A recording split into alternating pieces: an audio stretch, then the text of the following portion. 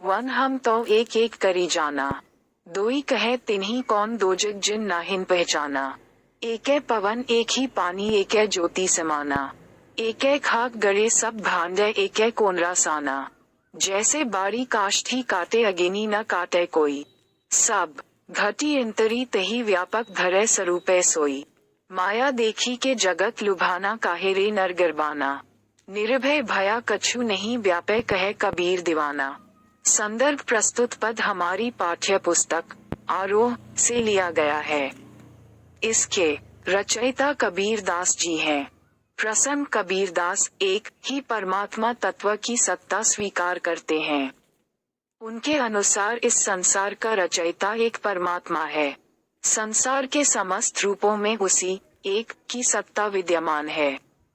इस भाव को व्यक्त करते हुए वे कहते हैं व्याख्या वन हम तो उस एक परमात्मा को एक ही मानते हैं। जो लोग उस परम तत्व को आत्मा परमात्मा जीव ब्रह्म आदि को अलग अलग मान में हैं, उन्होंने वास्तव में उस परमात्मा को जाना नहीं है। उनके लिए संसार नरक है। अज्ञानवश वे एक को दो मान बैठे हैं। पूरी सृष्टि में वायु एक है, जल एक है और उसी एक ही परमात्मा की ज्योति समस्त संसार में व्याप्त है।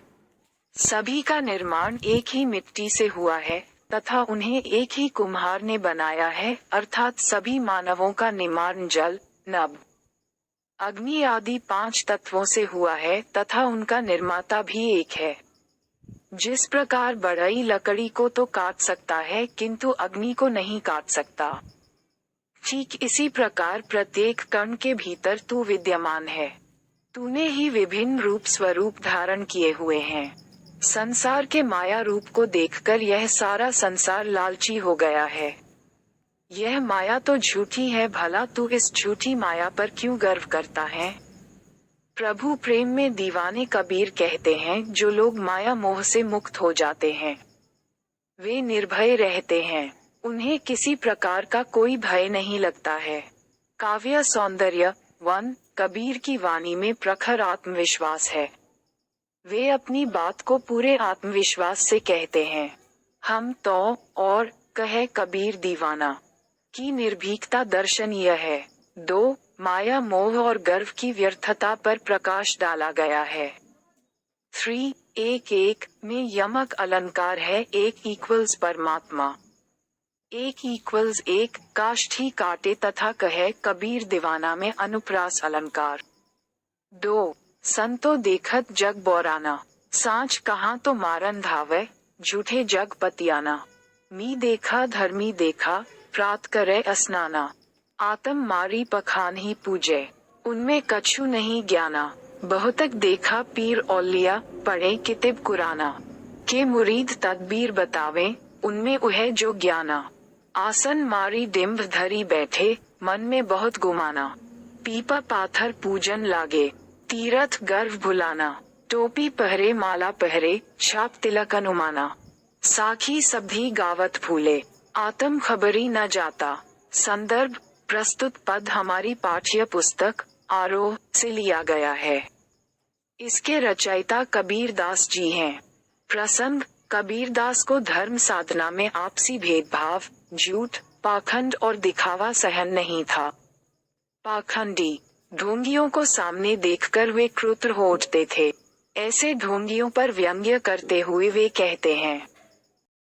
व्याख्या हे सज्जनों देखो सारा जग पागल हो गया है। यदि उनके सामने सच्ची बात कही जाए तो वे नाराज होकर मारने दौड़ते हैं और असत्य बातों पर विश्वास करते हैं। मुझे नियम, धर्म, दिनचर्या आदि को कठोरता से पालन करने वाले बहुत संत मिले। वे हर प्रातः स्वयं को शुद्ध करने के लिए स्नान भी किया करते हैं, किंतु अपने भीतर छिपे परमात्मा को छोड़कर जो व्यर्थ के नियमों, व्रतों में उलझता है और पत्थरों की पूजा करता है, उसका ज्ञान थोथा और सारहीन है। कबीरदास हिंदू मुसलमान दोनों पर व्यंग्य कसते हुए कहते हैं, मैंने बहुत से पीर पैगंबर देखे हैं जो अपने शिष्यों को धार्मिक ग्रंथ कुरान आदि पढ़ाते हैं, समझाते हैं, स्वयं भी पढ़ते हैं, वे अपने शिष्य बनाकर उन्हें तरह तरह के उपाय बताते हैं। वास्तव में ऐसे पाखंडियों ने खुदा को जाना नहीं है। ये जो साधक समाधि की मुद्रा में आसन लगाए बैठा है और जिसे साधक होने का मन में अहंकार है, जी पीपल के वृक्ष और पत्थर की मूर्तियों की पूजा कर रहा है, तीर्थ और व्रतों का पालन कर रहा है, वह सब छल और भुलावा है। उनके गले में पड़ी हुई माला, टोपी, तिलक, छापा आदि को देखकर ही उनके पाखंड का अनुमान लगाया जा सकता है। वे लोगों को प्रभु ज्ञान देने के लिए साखी और सब गाते फिरते हैं, किंतु वास्तव में उन्हें स्वयं अपनी आत्मा के तत्व का ज्ञान नहीं है। काव्य सौंदर्य 1। इस पद में धार्मिक आडंबरों पर गिन गिनकर चोट की गई है। 2। हिंदू मुसलमान दोनों पर व्यंग्य किया गया है। 3। पीपा, पाथर पूजन, साखी शब्द ही में अनुप्रास अलंकार है। 3। हिंदू कहे मोही राम प्यारा, तुर्क कहे रहीमाना, आपस में दो लरी लरी मुए, मर्म न काहू जाना। घर घर मंतर देत फिरत हैं, महिमा के अभिमाना, गुरु के सहित सिख्य सब बूढ़े, अंत काल पछिताना। कहे कबीर सुनो हो संतों, ई सब मर्म भुलाना, केतिक कह कहा नहीं माने, सहजय सहज समाना। संदर्भ प्रस्तुत पद हमारी पाठ्य पुस्तक आरोह से लिया गया है। इसके रचयिता कबीर दास जी हैं। प्रसंग इस पद में ईश्वर के नाम पर लड़ने वालों को सचेत किया है। व्याख्या हिंदू कहता है कि मुझे राम प्रिय हैं, मुसलमान कहता है कि मुझे रहीम प्रिय हैं। इस प्रकार राम और रहीम के नाम पर हिंदू और मुसलमान दोनों लड़ते हैं, झगड़ते हैं। उनके लिए भगवान अलग हैं, वे वास्तविकता को नहीं पहचानते। सत्य ये है कि न ईश्वर को हिंदू ने समझा है, न मुसलमान ने। ऐसे पाखंडी लोग घर घर जाकर लोगों को गुरु मंत्र बांट रहे हैं। ये सब अपनी महिमा बढ़ाने का फेर ही है। ऐसे तथाकथित गुरु अभिमानी हैं। ऐसे पाखंडी गुरु अपने अज्ञानी शिष्यों सहित भवसागर में डूब जाएंगे और उन्हें अंत में पछताना पड़ेगा। कबीर कहते हैं, हे संतों, सुनो, ये सब पाखंडी उसके स्वरूप को भूले हुए हैं। इन्हें मैंने कितना कहा, कितना समझाया, किंतु ये मानते नहीं।